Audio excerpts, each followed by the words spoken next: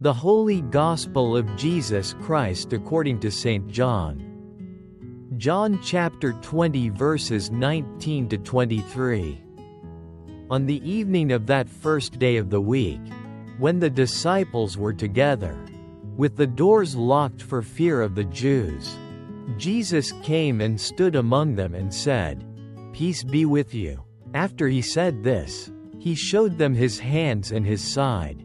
The disciples were overjoyed when they saw the Lord. Again Jesus said, "Peace be with you. As the Father has sent me, I am sending you." And with that he breathed on them and said, "Receive the Holy Spirit. If you forgive anyone's sins, their sins are forgiven. If you do not forgive them, they are not forgiven." Peace behind locked doors. When the doors of the heart are closed. Have you ever felt so weary that all you wanted was to shut yourself off from the world, like the disciples once did? That evening, on the first day of the week, they gathered in a room, and every door was tightly locked. Not just wooden doors, but the doors of their hearts. Sealed in fear, they were afraid of being hunted. Afraid of what would happen next. Afraid of facing themselves. Of confronting the shame of having abandoned their master when he needed them most. The story of the disciples is the story of us all. We, too, have locked up our hearts because of fear. Because of wounds. Because we've failed. Lost faith in ourselves. In others. And sometimes even in God. And yet, in that very moment, Jesus came. He didn't knock.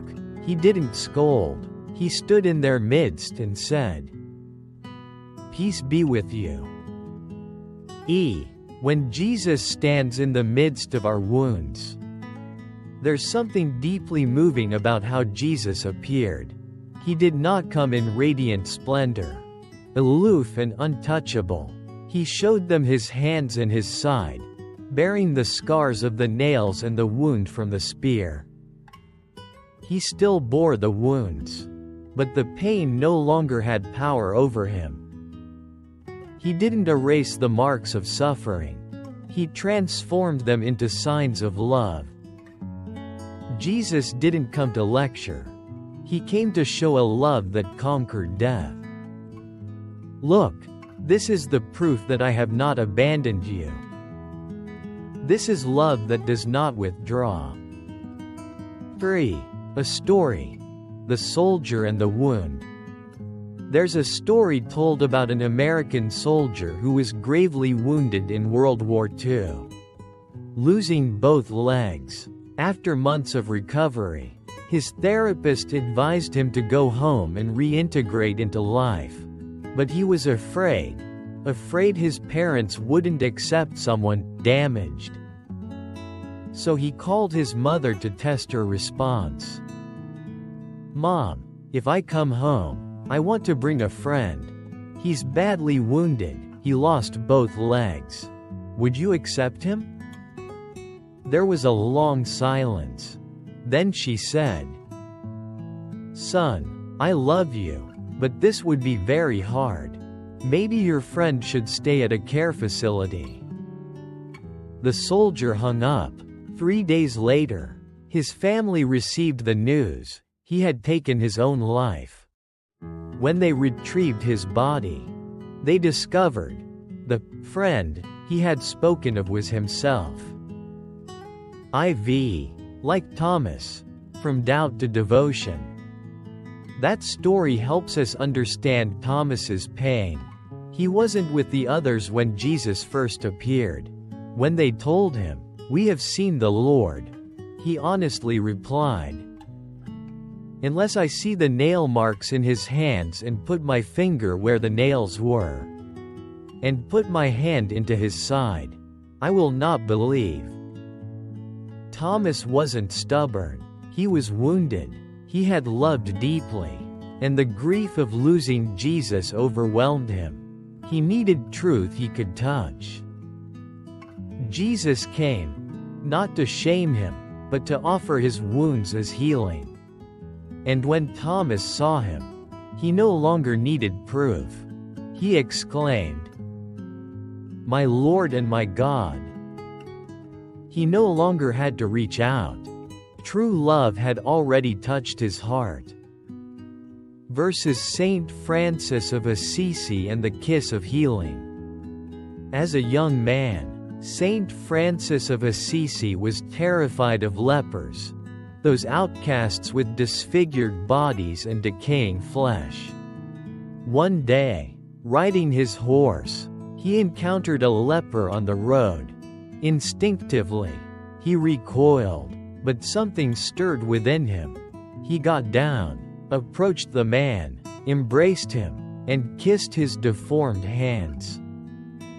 He later wrote, "What had once seemed bitter to me became sweetness and joy." Like Thomas, Francis was healed by touching a wound not just on another, but within himself. Receive the Holy Spirit, the gift of forgiveness. Jesus didn't just bring peace or comfort. He gave the disciples something even greater. Receive the Holy Spirit. If you forgive the sins of any, they are forgiven. If you retain the sins of any, they are retained. This isn't just a power, it's a mission to heal. Forgiveness is not weakness. It is strength rooted in the Holy Spirit. Jesus entrusts us with the ministry of mercy, because forgiveness is the path to peace. Nelson Mandela and the power of forgiveness. Nelson Mandela, after 27 years in prison under apartheid, was finally released. Many expected him to retaliate, but instead, he said, "As I walked out the door toward my freedom, I knew that if I did not leave my bitterness and hatred behind, I would still be in prison." He chose forgiveness, and because of that, he became a bridge of reconciliation for an entire nation. Forgiveness is not forgetting. Forgiveness is refusing to let the wound control your life. 8. We are the open doors now.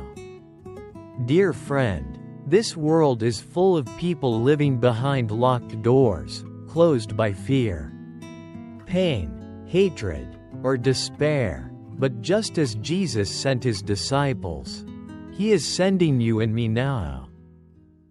Bring peace, not with words alone, but with presence, mercy, and compassion. Even the smallest door you open today, one act of kindness, one gesture of forgiveness, can become the path by which Christ enters someone's heart. Final word, peace for you. If today you feel empty inside, if there's something weighing on you, making you hide, remember this. Jesus doesn't wait for perfection to enter. He only waits for the door to crack open. And then he comes, right into the middle of our mess, our fears, our brokenness, and says, "Peace be with you." May you hear those words today, not just with your ears, but with your heart. Peace be with you. You who long for healing. Peace be with you. You who are still learning how to forgive. Peace be with you. You who are slowly opening the door of your soul. You are not alone. Christ is here, with wounds of love, and he is whispering, "Peace be with you."